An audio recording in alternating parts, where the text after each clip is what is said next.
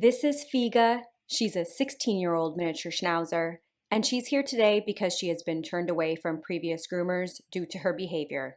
I'm Dr. Orion, a veterinarian and a veterinary behavior residency graduate. Some dogs need to be groomed. If they don't, their fur becomes matted and it hurts and they get skin infections and a lot of other issues.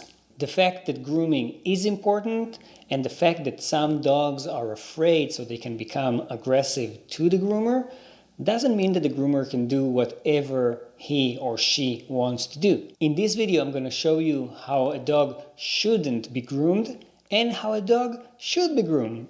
Both dogs are aggressive. Here we go. She's in a harness because she is extremely unstable, and this will help to keep her stable as I groom her. Okay, that makes sense. If the dog is unstable and the groomer can't just hold him in place while grooming, it's fine to use a harness like this.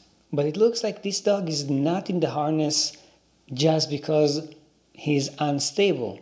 It looks like he's actually hanging up in the air, and that's a whole different thing.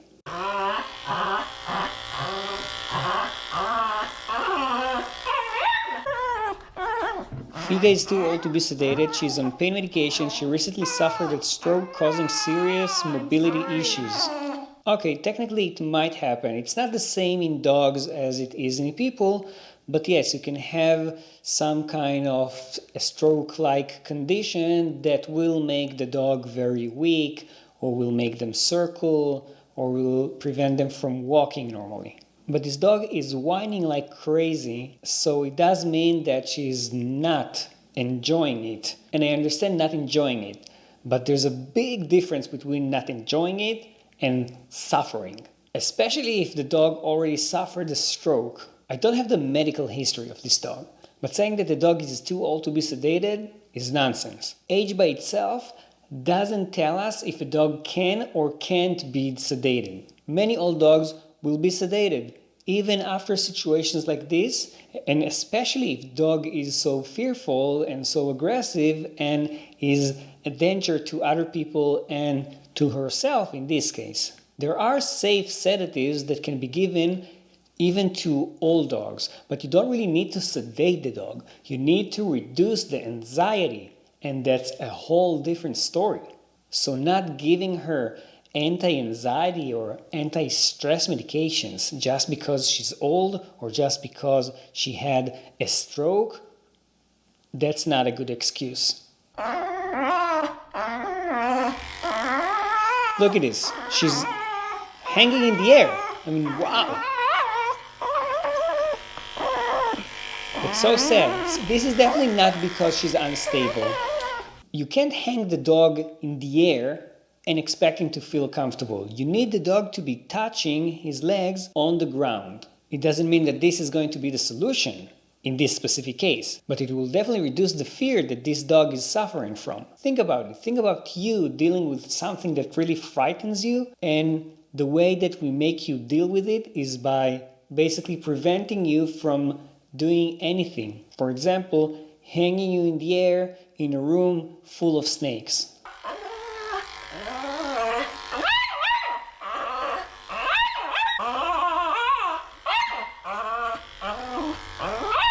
It's just set to watch. It's okay. It's okay. It's okay. You can say it's okay 50 times. It's not okay. But it does seem that at least now the dog is not hanging in the air. The reason she's in this harness is because she has little to no mobility. If I don't put her in this harness, she's just gonna fall, and that's obviously not good either. Yeah, that's not good. And I said the harness as a safety tool, legitimate. The harness just as a form of restraining, not legitimate. You know what you can do instead? Bring someone to help you. Bring someone to hold the dog in a way that comforts the dog. They do believe that this is going to be probably her last grooming. She's 16. But we're going to do what we can, and if we can't do it because it's just simply not safe, then Unfortunately, we just can't do it.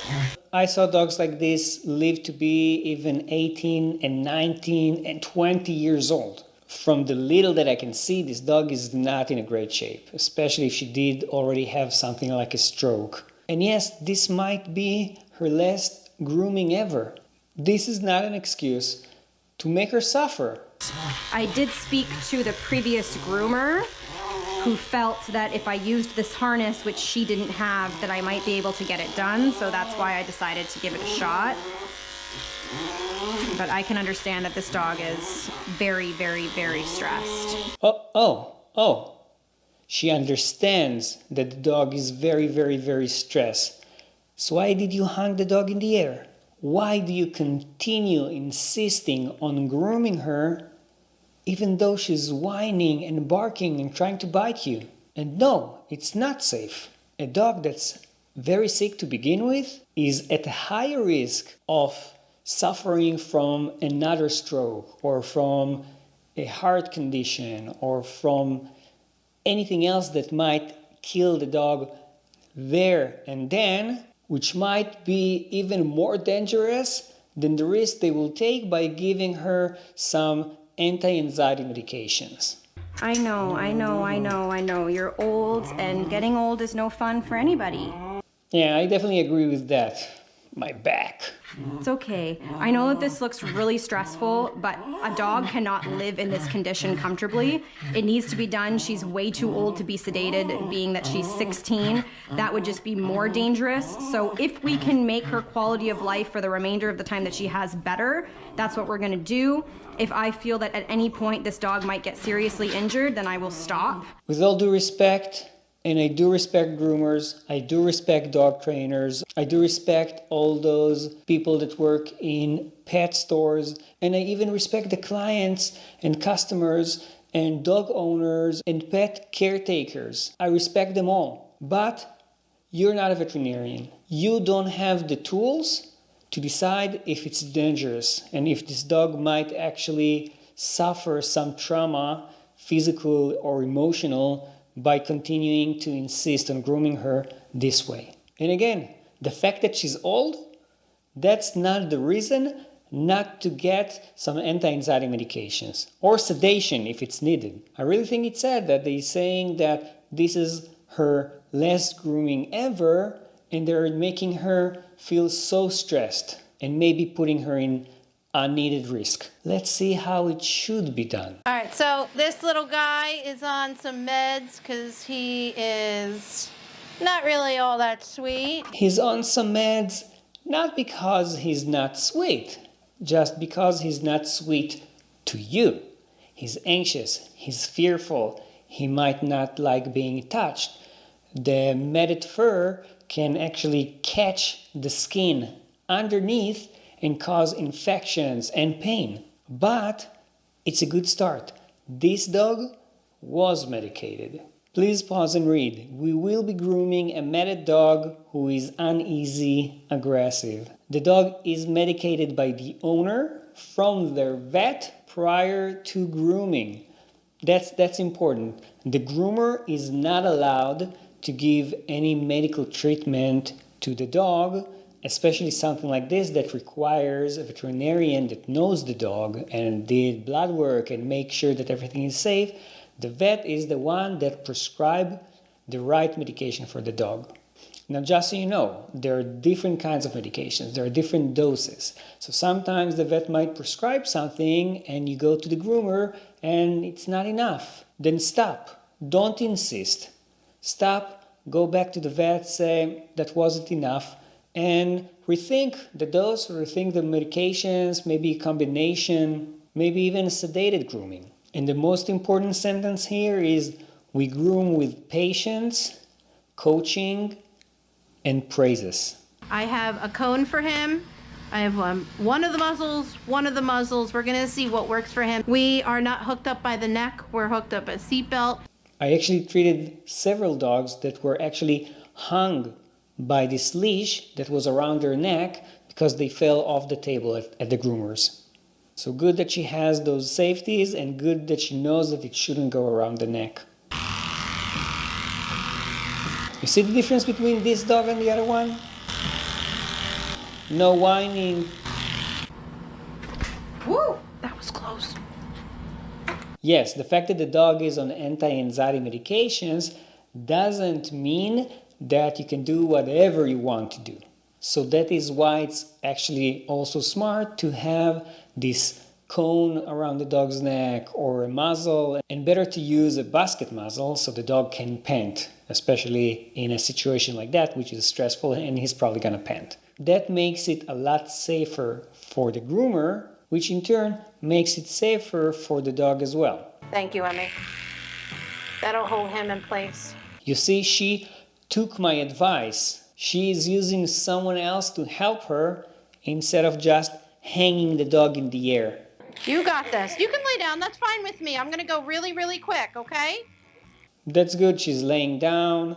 Someone is making sure she doesn't jump off the table from behind, and she's working on the head with the muzzle from the front. If you can go quick, great. But if not, you should go slowly and gradually. Let the dog some time to relax, to calm down.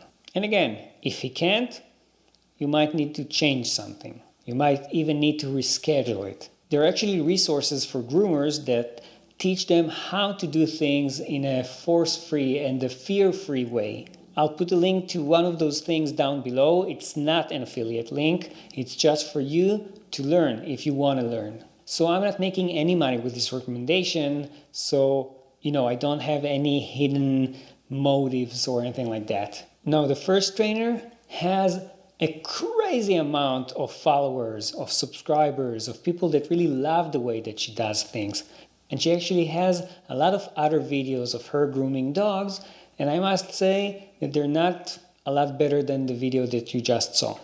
And it brings me back to the point that I'm trying to make every time. The fact that you have a lot of followers on YouTube doesn't mean that you are better than others. Doesn't mean that you know how to do things correctly. I'm really hoping that people will watch this video and learn and will understand that if they see that their dog is behaving like that, you should probably go and find another groomer or talk to your vet about it. And talking about people with a lot of followers that apparently don't really know what they're doing, check out this video.